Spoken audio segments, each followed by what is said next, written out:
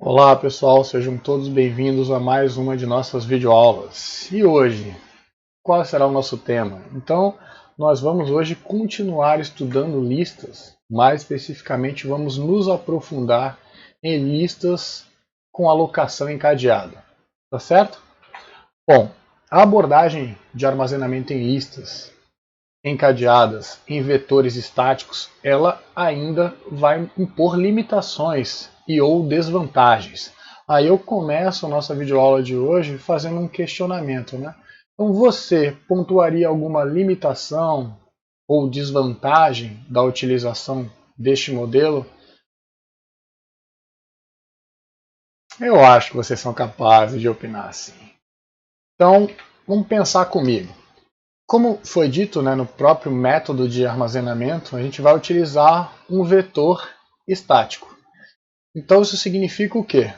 Que a área para esse vetor vai se encontrar em memória armazenada desde o início da utilização até o final das listas. E nós sabemos que quando nós criamos uma lista, inicialmente ela não tem nenhum elemento. Então se ela não tem um elemento, teoricamente não deveria utilizar nenhum espaço de memória. E também no decorrer da utilização dessa nossa lista, dificilmente ela vai se utilizar de toda a área do vetor que foi previamente reservada. Então, essa seria a nossa primeira desvantagem. Então, a quantidade fixa de armazenamento vai permanecer alocada para a lista. Tá bom? E ao analisarmos isso, correlacionada a essa desvantagem, nós temos uma limitação. Qual seria essa limitação? Vamos lá. Bom, se eu reservei uma área de memória para o vetor estático, esse vetor tem um tamanho. E esse tamanho é a quantidade máxima, vai fazer referência à quantidade máxima de elementos que eu vou poder armazenar na minha lista. Então, a gente vai passar a ter uma limitação. Então, não há mais do que essa quantidade fixa de armazenamento, né? Ela vai poder ser utilizada. Então, o que significa? A gente pode ter um estouro na representação. Num dado momento, pode existir a necessidade de acrescentar mais um elemento à lista, porém a mesma já vai ter a quantidade de elementos igual à quantidade de elementos possíveis de ser armazenados no vetor. Tá certo? Bom, então, como que eu vou sanar estas limitações ou desvantagens? O que vocês acham? A gente vai utilizar a alocação dinâmica de memória. Nesse momento, meu Deus, já não estava tão fácil compreender o que foi estudado na videoaula anterior, imaginem agora.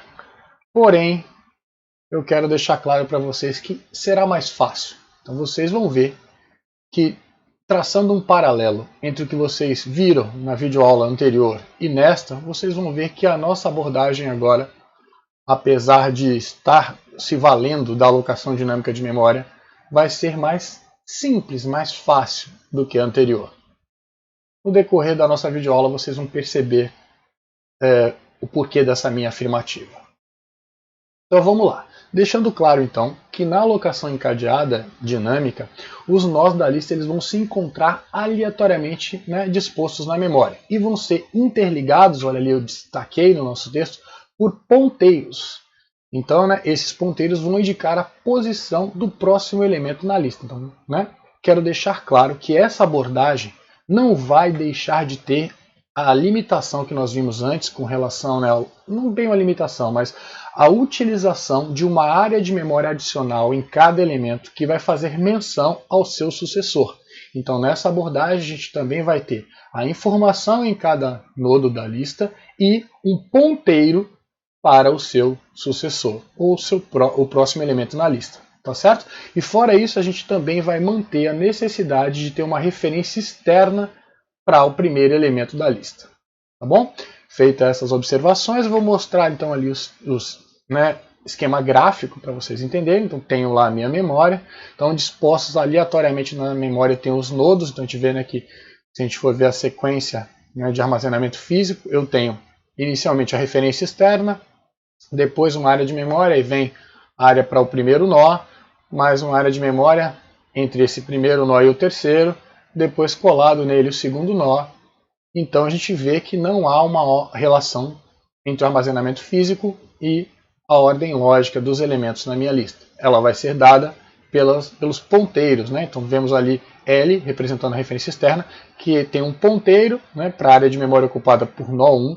No seu campo next, temos um ponteiro para a área de memória ocupada por nó 2. No seu campo next, um ponteiro para a área de memória ocupada pelo nó 3.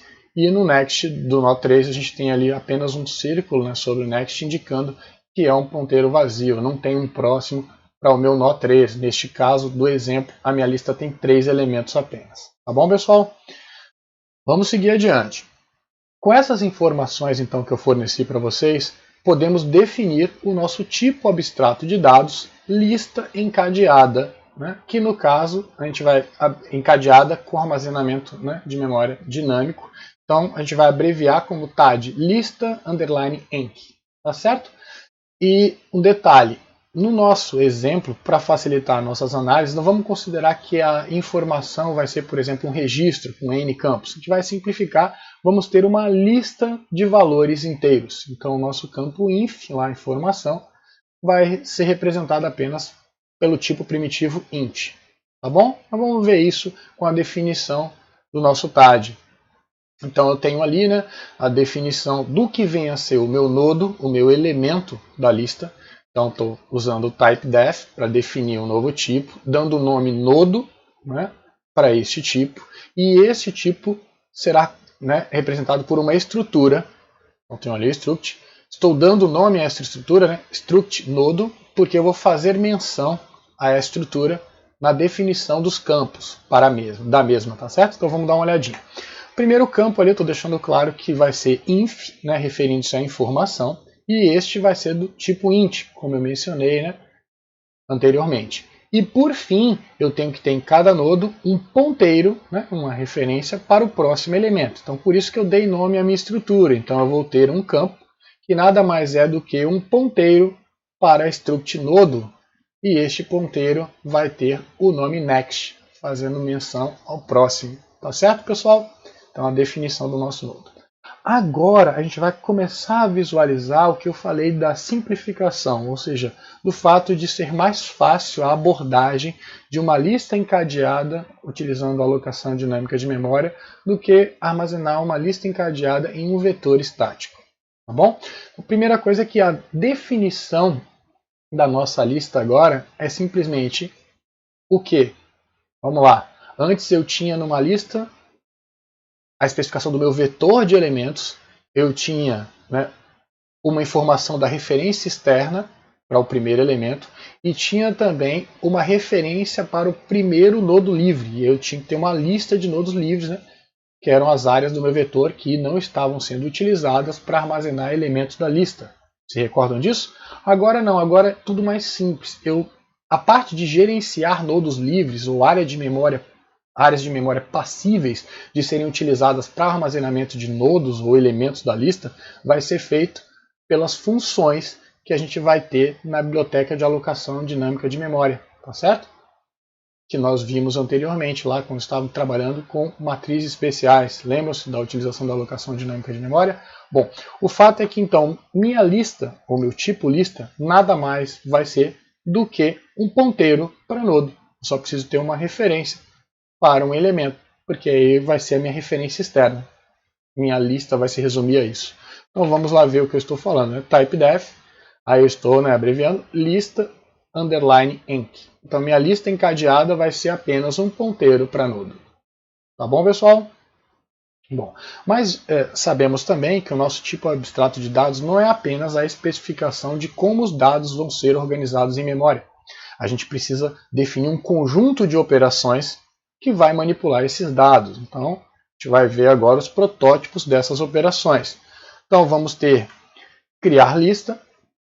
Então, né, uma função do tipo void e vai receber um ponteiro para uma lista encadeada. Então, no caso, vai receber um ponteiro para nodo. Porque lembre-se, criar uma lista é o quê? Dotar essa lista de características que vão permitir que essa seja utilizada pelas demais operações. Então vamos ver na implementação, vai ficar mais claro porque de ser um ponteiro para nodo. Tá bom? Então, depois tem uma função vazia, né? Retorna um inteiro, porque esse inteiro vai representar um lógico, né? vai ser verdadeiro se a lista para a qual estou passando ali, né, a referência para o primeiro elemento é uma lista vazia, ou falso, caso contrário. E esta, por sua vez, recebe apenas uma lista encadeada como parâmetro, um ponteiro para nodo. Tá bom? Depois temos TAM, fazendo menção à definição do tamanho. Então retorna um inteiro, que vai estar relacionado à quantidade de elementos que eu tenho na lista, tá certo? Por sua vez, recebe apenas o endereço do primeiro elemento. Na sequência, ins, fazendo menção à inserção. Então, neste caso vai ser uma função void, não vou retornar nada. Vou receber, né, um ponteiro para nodo, também vai ficar mais claro na implementação o porquê. Depois tem um inteiro, fazendo menção ao valor que eu quero inserir, e um próximo que faz menção à posição. Tá certo? Por fim, tenho agora a especificação do protótipo da operação recup, né, uma abreviação de recuperação. Então ela vai retornar um int, pois é o tipo da informação armazenada na lista, vai receber, né, uma lista encadeada, que é um ponteiro para nodo, e o int que refere-se à posição para a qual eu quero que o valor seja retornado. Na sequência temos a função de retirada, né, abreviada por ret. Vai retornar um void, vai receber um ponteiro para a lista encadeada, então ponteiro para nodo, e um inteiro, que faz menção à posição do elemento que eu quero retirar da minha lista. E aí poderíamos pensar, não, então já temos todas as funções que vimos na implementação da lista encadeada armazenada em vetor. Mas lembre-se, agora a gente está trabalhando com alocação dinâmica de memória. Então, se porventura eu declarei lá uma variável que era do tipo listaenc, essa variável é um ponteiro para nodo. Aí segui a minha execução do código, criei a lista, comecei a fazer inserções, retiradas, utilizei para recuperações e outras operações que porventura sejam compostas por essas operações, né, mais complexas. O fato é que chegou em um momento que eu não vou precisar mais dessa lista. Se esse momento não coincidir com o final da execução do programa, eu vou ter uma área, posso vir a ter, né? Por que eu posso? Porque pode ser que eu tenha retirado todos os elementos que eu inseri na lista. Então eu não tenho um desperdício. Mas caso contrário, caso eu tenha efetuado mais inserções do que retiradas nessa minha lista, chega um dado momento que eu não preciso mais dela, mas o meu programa vai continuar a execução, a área de memória alocada dinamicamente para esses elementos que não foram retirados vai estar ocupada. E é interessante que eu a libere para utilizar em outras alocações dinâmicas no decorrer do meu programa. Então, para isso, a gente vai construir mais uma operação que é destruir. Simplesmente vai essa operação liberar toda a área de memória que, porventura, não tenha sido liberada ainda no decorrer da utilização da lista até o ponto em que esta for invocada. Tá bom, pessoal? Então, vamos dar continuidade. Então, com base no que foi visto, agora eu quero que vocês implementem a operação cria lista, né, que vai compor o nosso TAD, tipo abstrato de dados, lista enc. Tá bom, pessoal? Não, vamos lá, coragem. Eu sei que vocês estão acompanhando as videoaulas, já estão, né, tendo uma compreensão adequada e a gente vai enfrentar esse desafio facilmente juntos. Então vamos à proposta de solução. Então, efetivamente, neste nosso contexto de uma lista encadeada armazenada com alocação dinâmica, né, em memória, o que eu vou precisar fazer para criar a lista? O que é adotar essa lista? Inicialmente, minha lista não tem nenhum elemento. Como que eu indico para uma lista, que basicamente é um ponteiro para nodo, e esta não tem nenhum elemento? Eu vou utilizar lá o null, que refere-se ao meu ponteiro vazio, para inicializar essa referência externa. Por isso que eu tenho um ponteiro para nodo, porque eu preciso saber aonde na memória se encontra o meu ponteiro para nodo, minha referência externa, para atribuir o valor null a este. Então, por isso que eu preciso de um endereço de nodo, tá certo? Então, efetivamente, agora eu referencio o PL, então eu vou para a posição de memória, o conteúdo dela, aonde eu armazeno a minha referência para o primeiro elemento e atribuo o valor null para esta. Já criei a minha lista. Tá certo, pessoal? Então, vamos seguir adiante. Então, com base no que foi visto, eu quero agora que vocês implementem a operação vazia, né, no nosso TAD. É isso, confiança. Já entenderam que criar é fácil efetivamente implementar a função EVAZIA vai ser o quê? Apenas retornar a comparação dessa minha referência para o primeiro elemento com null. Né? Eu vou retornar L igual a null. Então, se L for igual a null, eu vou retornar verdadeiro. Se L for diferente de null, significa que eu tenho ao menos um elemento, logo a lista não é vazia, eu retorno falso. Tá certo, pessoal?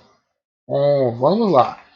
Agora, então, com base no que foi visto, eu quero que vocês implementem a operação TAM, né, que vai determinar o tamanho, a quantidade de elementos na minha lista no TIDE que nós estamos implementando. Então, vamos lá. É isso aí, não tem outra forma de aprender sem ser praticando, tá certo? E aí eu só destaco que eu venho frisando desde o início das nossas videoaulas. Não deixem apenas para compreender a minha proposta de solução. Tentem implementar a solução de vocês. E aí, caso vocês não tenham êxito, aí sim observem a minha proposta de solução para, com base nesta, vocês conseguirem concluir a proposta de vocês que vocês já começaram a esboçar. Tá bom, pessoal? Então vamos lá. Basicamente, o que eu vou fazer para definir a quantidade de elementos que eu tenho na lista? Eu vou contar quantos elementos eu tenho. No final da minha contagem, eu vou ter a quantidade de elementos. Então eu vou precisar percorrer a minha lista. E aí eu vou precisar também de uma variável auxiliar, né, que vai ser o meu contador. Então a gente está vendo ali a variável auxiliar cont. Tamanho recebe apenas L, uma lista encadeada, ou seja, só uma referência para o primeiro elemento, pois sabendo onde está o primeiro elemento, eu posso percorrer toda a minha lista. E é isso que eu faço. Eu tenho um for ali, né, minha variável cont, né, uma abreviação de contador, vai ser inicializada com 0. A minha expressão lógica do meu for é L diferente de null, ou seja, L tem o endereço de um nodo, tem um endereço válido para um nodo. Então eu vou lá. Se eu tenho endereço válido, eu entro no for. O que eu faço no for? Passo L para o próximo. E incremento cont. E aí verifico se eu ainda tenho mais um elemento na lista. E sigo assim até encontrar o final da minha lista. Após isto, eu saio do for e eu simplesmente preciso retornar o valor de cont. Pronto, pessoal. Tá bom? Mas vamos lá. Temos agora, então, mais um exercício para vocês. Então, com base no que foi visto, eu quero que vocês implementem agora a operação de inserção que vai compor o nosso TIDE lista enc. Tá certo, pessoal? Com vocês agora. Como de costume, eu gosto sempre de enfatizar que eu sou um cara bonzinho. Então, por ser um cara bonzinho, eu sempre dou dicas, né? Então, quais seriam as minhas dicas? As mesmas que eu dei antes da implementação da operação de inserção em uma lista encadeada. Então, a primeira coisa, a minha posição de inserção é válida? Como que eu verifico isso? Com base no tamanho, fruto, né, da chamada de uma função que a gente já implementou, a tam. Então, se eu tenho uma lista cujo tamanho, a quantidade de elementos é 6, então eu posso inserir elementos da primeira à sétima posição. Então é só verificar se a minha posição está entre 1 e tamanho mais 1. Tá certo? Bom, tem espaço na memória para armazenar mais um elemento? Agora a gente vê o ganho que se tem, né? Mais um, né? Porque a gente já viu a função de criar, que é bem mais trivial, né? Utilizar a alocação dinâmica de memória. Eu vou fazer uso de uma função da biblioteca, mais especificamente malloc, e aí a função vai me retornar ou o endereço para o nodo reservado, ou null, indicando que não foi possível reservar essa área de memória, porque não tem mais memória disponível. Eu só preciso chamar a função malloc e observar o seu retorno, para ver se eu tinha ou não espaço ainda em memória suficiente. Tá certo?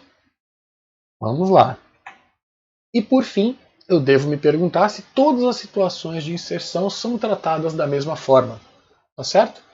E notem, ao refletir sobre essa questão, eu vou chegar à mesma resposta para uma lista encadeada armazenada em um vetor estático. Ou seja, se eu quiser inserir um elemento como primeiro, eu vou ter que alterar a referência externa para essa minha lista. Se porventura for um elemento que eu quero inserir um elemento que não vai ficar na primeira posição, eu não vou mexer na referência externa, vou mexer num campo next de algum elemento já existente na lista. Então tenho duas situações. Tá bom, pessoal? Feitas essas reflexões, agora vamos para a codificação. Só que eu sou tão generoso que antes de mostrar isso para vocês, eu vou mostrar um esquema gráfico para facilitar a compreensão em se tratando das duas situações. Então, primeiro, a gente vai avaliar o fato de querer inserir um elemento como primeiro na lista. Então, quero inserir um elemento como primeiro. Bom, beleza. Então, a posição é válida? É válida, porque mesmo em uma lista vazia, o tamanho vai ser 0, 0 mais 1 é 1, eu tenho uma posição válida. Tá certo? Com relação à verificação se eu tenho ou não espaço, eu vou utilizar a função de alocação dinâmica, no caso vou usar o malloc, e ele vai me retornar um endereço válido para um nodo alocado ou null. Aí eu verifico. Vamos lá. Nesse caso, vamos partir do pressuposto que o endereço retornado foi válido, foi possível reservar área para um elemento. Aí o que eu faço? Quero inserir ele como primeiro. Indiferente da posição, ele vai ter o valor que foi recebido como parâmetro para a função. Vou lá e atribuo ao campo inf. No caso, vai ser um valor inteiro. Aí o que acontece? Eu tenho acesso à referência externa. Lembre-se que a função de inserção recebe um ponteiro para nodo. Então eu vou dizer aonde na memória se encontra o endereço do primeiro nodo. Por que eu preciso dizer aonde na memória se encontra? Já vai ver por quê. Primeiro fato, se eu referenciar uma vez esse ponteiro para nodo, eu vou ter o conteúdo, vou ter acesso ao conteúdo dessa área, que é o endereço do primeiro elemento. Eu simplesmente vou copiar esse conteúdo para o meu next do elemento que eu estou inserindo. Aí agora sim, eu, como sei aonde na memória se encontra L, eu vou lá, referencio e posso agora dizer que o conteúdo de L vai ser o endereço do meu nodo que eu acabei de reservar. Tá certo, pessoal? Com isso eu atualizei a minha lista para a situação de inserção de um primeiro elemento. E vou passar até esta configuração em memória. Tá bom, pessoal? Mas não é a única situação possível. Pode ser que eu queira inserir um elemento em uma posição válida. Nesse caso eu tenho 3 elementos no vetor, então eu posso inserir da primeira à quarta posição. No nosso exemplo ali está dizendo que eu vou inserir um elemento na terceira posição. Então o que eu vou fazer? Posição válida, aí eu vou utilizar a função de alocação dinâmica. Opa, consegui reservar, o retorno foi o endereço diferente de null. Então vou lá, atribuo o valor para aquele elemento. E aí tem um detalhe, eu vou precisar percorrer a minha lista até acessar o elemento que antecede imediatamente a posição de inserção. Então no caso eu quero inserir um elemento na terceira posição, eu vou ter que me deslocar até ter o endereço do elemento que está na segunda posição. Então tem uma variável auxiliar, que vai ser um ponteiro para nodo, ou uma lista encadeada, como vocês preferirem, porque é o tipo lista enc é um ponteiro para nodo, nós definimos lá inicialmente. E aí vou inicializar essa variável auxiliar com o endereço contido em L, que é o do primeiro elemento. Estou com o endereço em aux do primeiro elemento. Não antecede imediatamente a posição de inserção, pois eu quero inserir na terceira posição. Então atualizo o aux, passando a ter em aux agora aux next. Então referencio o aux, vou para o campo next e coloco o valor em aux. Então isso vai acontecer. Bom, agora sim eu tenho em aux o endereço de memória do elemento que antecede imediatamente a posição de inserção. Por que eu preciso ter acesso ao nodo 2? Porque o próximo do nodo 2 não vai ser o antigo terceiro nodo, vai ser o novo nodo que eu estou inserindo. E é isso que eu vou fazer. Eu vou pegar o valor que eu tenho como próximo do nodo 2 e vou colocar como próximo do meu novo nodo. Tá certo? E agora sim eu posso atualizar o meu next do nodo 2, passando este valor para o endereço do meu novo elemento inserido. Feito isso, passo a ter esta configuração agora em memória para a minha lista. Tá certo, pessoal? Agora sim, a gente vai para a codificação. Então, primeiro eu preciso entender o que vou codificar, para depois codificar. Tá certo? E agora sim a gente pode ver. Então tenho ali o cabeçalho da minha função de inserção. Como eu mencionei anteriormente, vai retornar um void, vai receber um ponteiro para a lista encadeada, ou seja, um ponteiro para nodo, vai receber o valor a ser inserido na lista e o k representando a posição de inserção. Primeira coisa que eu faço, verificar se a posição é válida. Só tenho a declaração inicial de uma variável local que vai me auxiliar no processo. tá bom?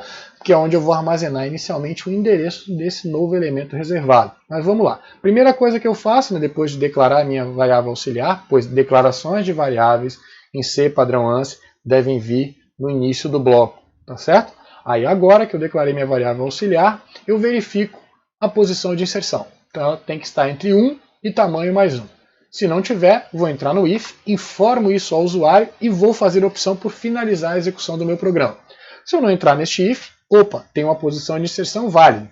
Aí o que eu vou fazer? Tentar reservar área para o meu novo nodo. Então, como eu mencionei, vou usar malloc. E aí, vou usar sizeOf para poder obter a quantidade em bytes que um nodo ocupa em memória. E agora eu pego e o retorno de malloc, que é um ponteiro para void, eu uso um casting ali para converter para um ponteiro para nodo e armazeno em novo. Para saber se a execução de malloc foi bem sucedida, eu vou olhar agora o conteúdo de novo. Então, se nego novo, o que significa isso? Se malloc não conseguiu reservar área para esse elemento, vai retornar null. Null vai representar um ponteiro vazio, o falso. Então, se eu negar o falso, vai dar o verdadeiro. Então, eu vou entrar no if se malloc não conseguiu reservar área para nodo. Se o malloc foi bem sucedido, eu tenho o endereço da área de memória reservada. Esse endereço vai ser um valor diferente de null, então ele vai representar verdadeiro. Ao negar o verdadeiro, eu tenho falso, não entro no if, no meu segundo. Né? Então, se eu entrar neste if, significa que eu não consegui reservar área de memória. Informo ao usuário e faço a opção também por finalizar a execução. Tá bom, pessoal?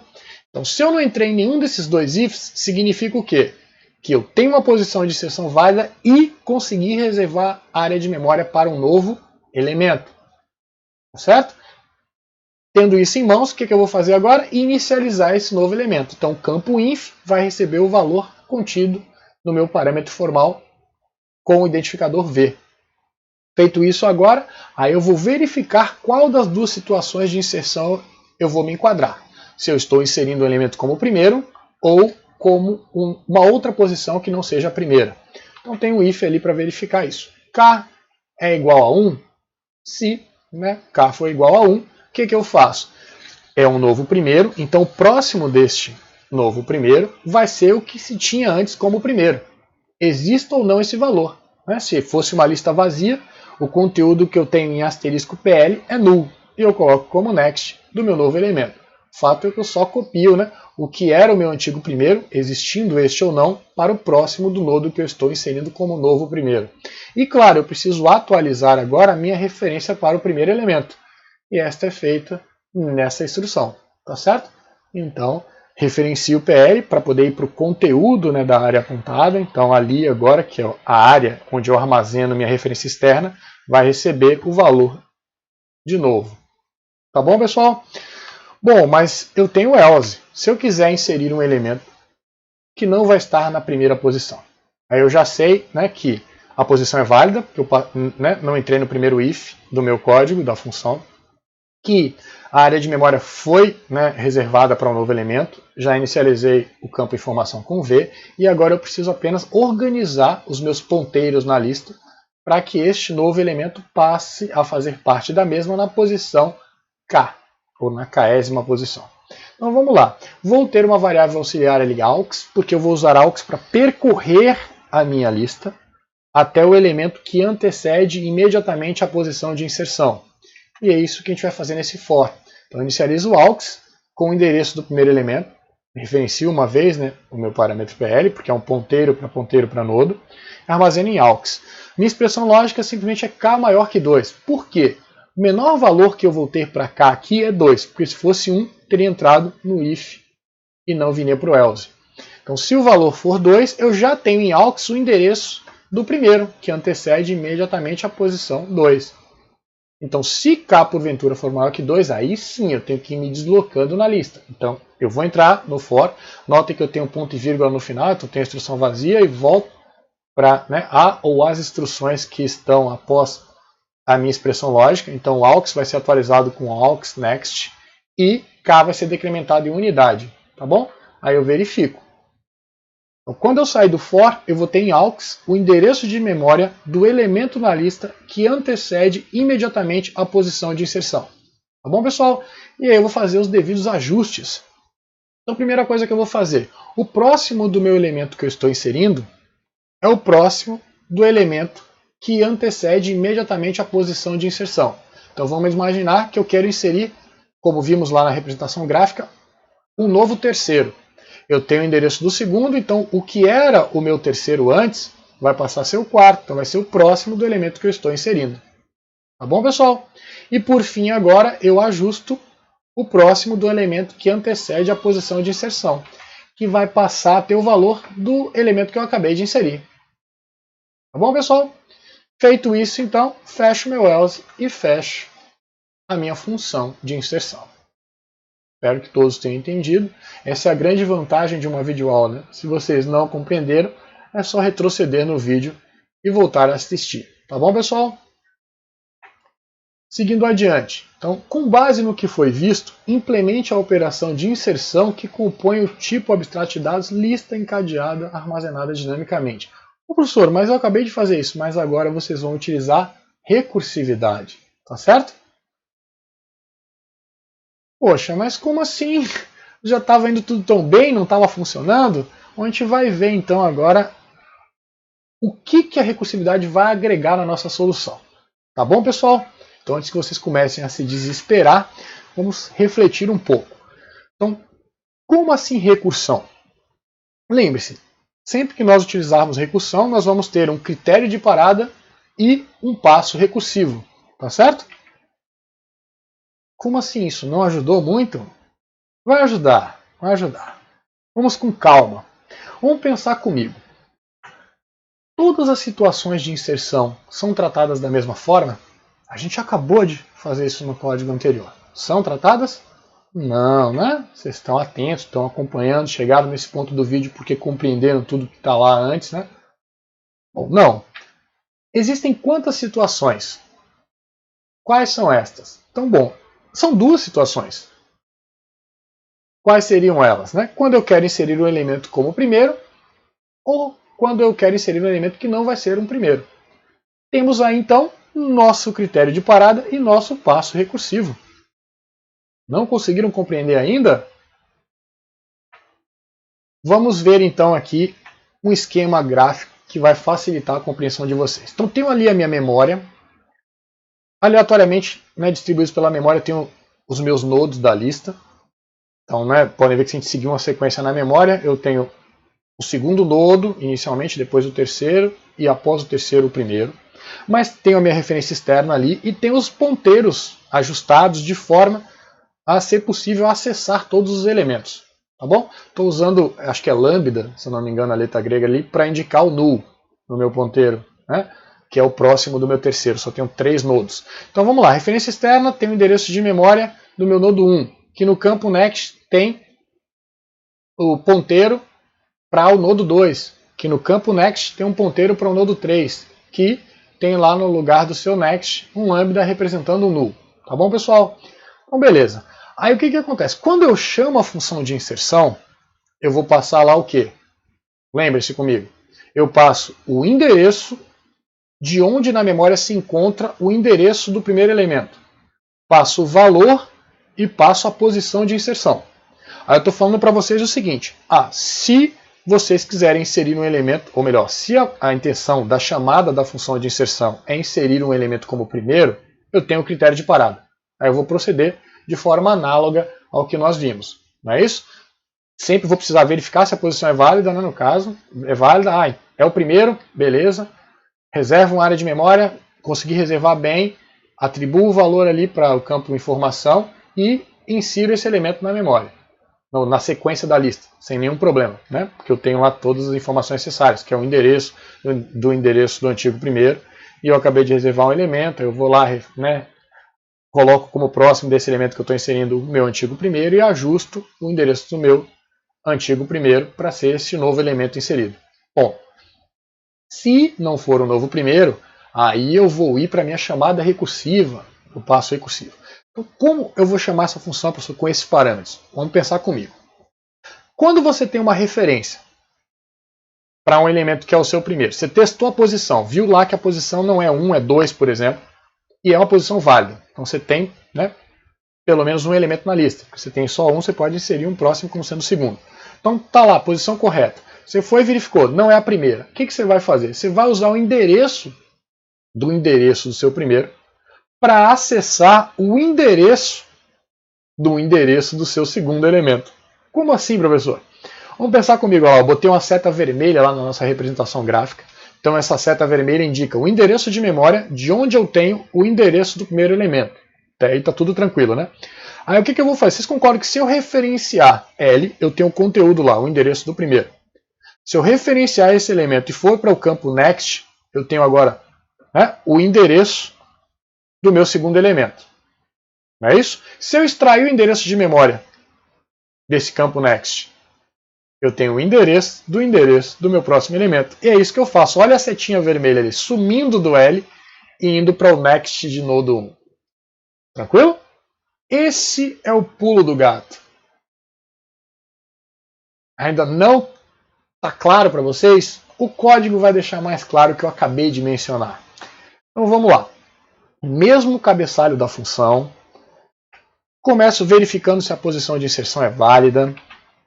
Né? Se eu não entrei no if, ela é válida. Aí verifico se é o primeiro. Se for o primeiro, né, tem uma variável auxiliar ali. Vou fazer a reserva, ou tentar fazer a reserva de memória para o novo elemento. Verifico se eu consegui. Se eu não conseguir, faço, né, a finalização do programa, como nós vimos antes. Consegui, não entrei nesse, né, meu terceiro if. Aí eu atribuo v ao meu campo inf, tranquilo, e ajusto a minha lista agora. Então, próximo desse elemento que eu estou inserindo é o meu antigo primeiro. Então, note a referência para PL, porque PL é um ponteiro para nodo. Então, referencio uma vez esse ponteiro para ter um ponteiro para nodo, armazeno em net, e atualizo o conteúdo desse meu ponteiro para o primeiro elemento.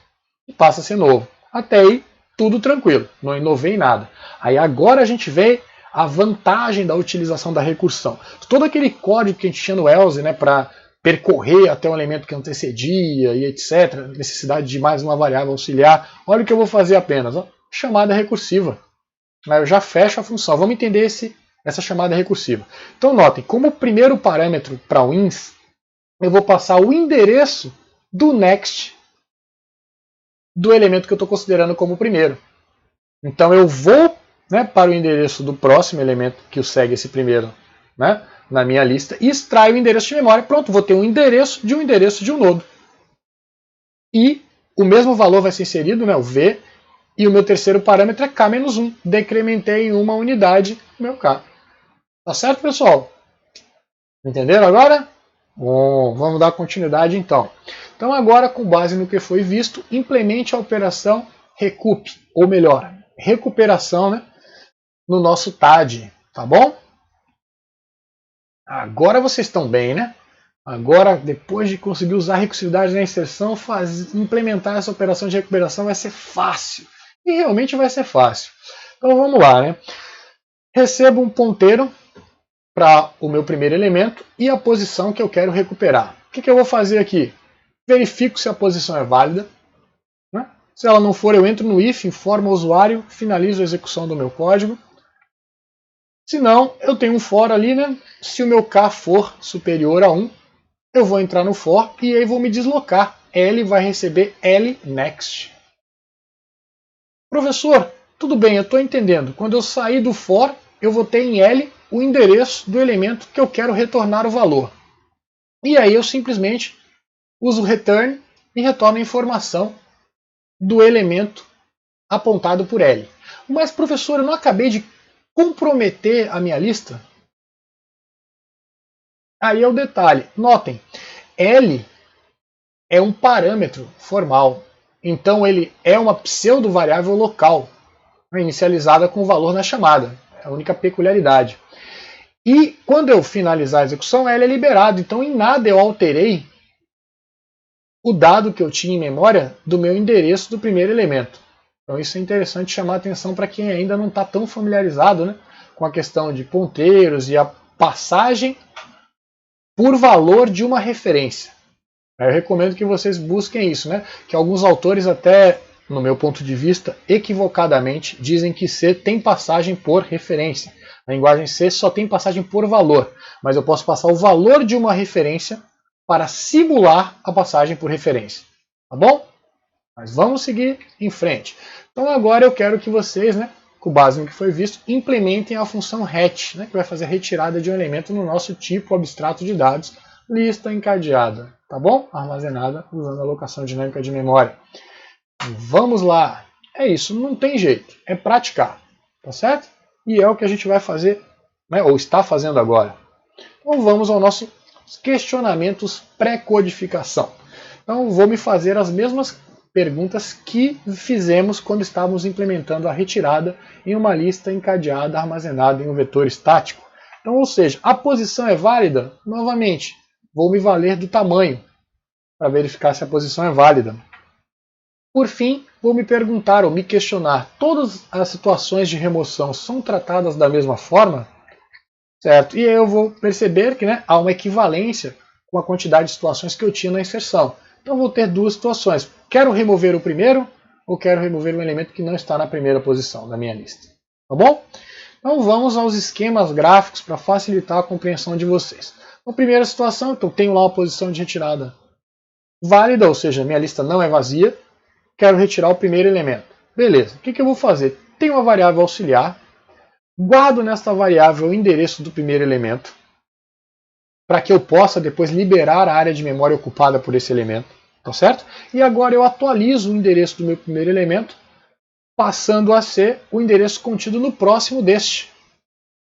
Notem que, se não existir um próximo elemento, eu tenho só um, o conteúdo do next do meu primeiro é null, e null vai ser atribuído ao endereço do meu primeiro elemento. Pronto, não há nenhum problema. Não importa se eu estou removendo o primeiro elemento de uma lista que só tem um elemento ou tem mais de um elemento. Os passos serão os mesmos, tá certo? Feito isso, então, ajustada a minha lista, ou seja, passando minha referência externa para o elemento que seguia o até então primeiro, que está sendo removido, minha lista está ok. Eu preciso agora só liberar a área de memória ocupada pelo nodo sendo retirado, o elemento sendo retirado. Eu passo a ter esta configuração, então. Tá certo, pessoal? Essencial que vocês liberem a área de memória que era ocupada pelo elemento removido, para que essa área de memória seja disponível para novas utilizações através de alocação dinâmica de memória. Tá certo? Então vamos lá. A segunda situação, quando eu quero remover um elemento que não está na primeira posição. Nesse caso, vou remover o da segunda posição. Posição válida, pois eu tenho 3 elementos na lista, então posso remover elementos da primeira até a terceira posição. E aí vou ter uma variável auxiliar. Para quê? Para que eu me desloque na minha lista até o elemento que antecede imediatamente a posição de retirada, porque eu vou precisar atualizar o next deste elemento. Então vou lá. No caso de eu querer remover um elemento na segunda posição, meu aux já tem agora o endereço do elemento na primeira. Então pronto. Agora eu vou ter uma variável auxiliar para guardar o endereço do elemento que eu estou removendo, para que eu possa depois liberar essa área de memória ocupada pelo nodo. E atualizo agora o próximo do elemento que está apontado por aux1 para que seja o próximo do elemento que o segue. Então está ali. Se porventura eu estivesse removendo o último, o next desse elemento que eu estou removendo seria null. Eu colocaria null ali como next do elemento que antecedia o elemento que estava na posição de retirada. Sem problema nenhum. Tá bom, pessoal? E aí, claro, preciso liberar a área de memória ocupada pelo nodo que eu estou removendo. E após esta operação, eu terei esta minha configuração. Lembrando que aux e aux2 são variáveis locais da minha função. Quando acaba a execução da função, estas são liberadas. Tá certo? A área de memória ocupada por elas fica livre para ser reutilizada. Tá bom? Agora, então, vamos ao código da função de retirada. Então vamos lá, recebo um ponteiro para nodo e a posição. Primeira coisa que eu faço, verifico se a posição é válida. Claro, antes declaro minhas variáveis locais necessárias, só vou precisar de uma nesse momento, E aí tenho ali a verificação se a posição é válida. Se eu não entrei no if, posição válida, não vou ter informado ao usuário que ocorreu um erro e finalizado a minha execução. Vou agora verificar se eu tenho a situação 1 se apresentando. Tá? Se eu tiver a intenção de remover o primeiro elemento, vou guardar em aux, eu declarei aux lá antes para poder utilizar aqui. Vocês poderiam perguntar, professor, aux poderia ser uma variável local do meu segundo if? Poderia, mas se eu fizesse isso eu teria que ter a declaração de AUX como auxiliar também no else. Porque tanto na situação de remover o primeiro quanto o segundo eu vou precisar, né, da utilização do AUX para guardar o endereço do elemento que eu vou remover ou liberar a área de memória, tá bom? Então vamos lá. Guardo o endereço então do primeiro elemento em AUX, aí agora eu posso atualizar o endereço do primeiro elemento, tá certo? E por fim, liberar a área de memória. Então uso mais uma função disponível na minha biblioteca stdlib, que permite a utilização de alocação de memória dinâmica, tá certo? Ou alocação dinâmica de memória, melhor dizendo. Então tá ali a utilização do free, tá bom? Liberei a área. Agora, se eu não quiser remover o elemento que está numa posição válida, mas não é na primeira posição, aí o que eu faço? Tenho o meu else ali, vou ter mais uma variável ali, né, auxiliar 2. Por quê? Porque eu vou precisar percorrer a lista até o elemento que antecede imediatamente o elemento que está na posição de remoção. Para isso eu vou usar AUX, então eu inicializo com o endereço do primeiro elemento. Se a posição de retirada for superior a 2, eu tenho que me deslocar dentro da lista. Então lá no meu for, instrução vazia no final, o meu, né, decremento do K pode acontecer antes ou depois da atualização de AUX, porque eles não têm uma correlação direta. Apenas as duas operações devem ser feitas antes de eu voltar a testar a expressão lógica, K-2, ou K menor que 2, perdão. Então, atualizo o K e atualizo o AUX. AUX vai passar a ser AUX Next. Quando eu sair do for, eu tenho em AUX exatamente o endereço de memória do elemento na lista que antecede imediatamente a posição de onde eu quero retirar um elemento. Então vamos lá. Aí o que eu faço? Salvo o next de AUX, pois o next de AUX representa o endereço do elemento que eu vou retirar. Então eu vou precisar liberar essa área de memória. E agora eu posso atualizar os meus ponteiros na lista. Então AUX next vai receber AUX next next. É o que eu tenho em AUX 2, é AUX next, e eu tenho mais um next ali, tá certo? Então estou atualizando os ponteiros da minha lista. E agora sim eu posso liberar a área de memória ocupada pelo elemento que eu estou retirando. Então eu tenho free AUX 2. Tá bom, pessoal? Finalizei a retirada. Vamos continuar implementando as operações básicas. Então a próxima que nós vamos implementar é a retirada. Não, professor, mas eu já implementei a retirada. Só que agora é usando recursividade. Tá certo? Eu sei que vocês entenderam, eu sei que vocês não estão na situação do nosso companheiro ali, tá certo? Então vamos lá. Primeira coisa, vou ter o meu critério de parada, vou ter o meu passo recursivo. Critério de parada, quero retirar o primeiro elemento. Passo recursivo, quero retirar um elemento que não é o primeiro da lista. Sempre vou precisar verificar se a posição de retirada é válida. Se for válida, verifico se eu estou no meu critério de parada. Se eu quero retirar o primeiro, operações análogas à implementação não recursiva, né? Tenho uma variável auxiliar, guardo o endereço do meu primeiro, que é o que eu quero remover, atualizo o endereço do meu primeiro e libero a área de memória. Nenhuma inovação. Agora, se não, aí eu tenho o passo recursivo. Chamo a função hat, passo agora o endereço de onde está o meu endereço do próximo. Então, ponteiro para nodo. E decremento, né, ou melhor, chamo com K-1. Decremento a posição que eu quero, né? Lembrando, não estou salvando nenhum valor em memória em K, nem preciso. Só preciso na chamada chamar para K-1. Tá bom, pessoal? Entendido? Tá vendo que a recursão dá um ganho nessa implementação?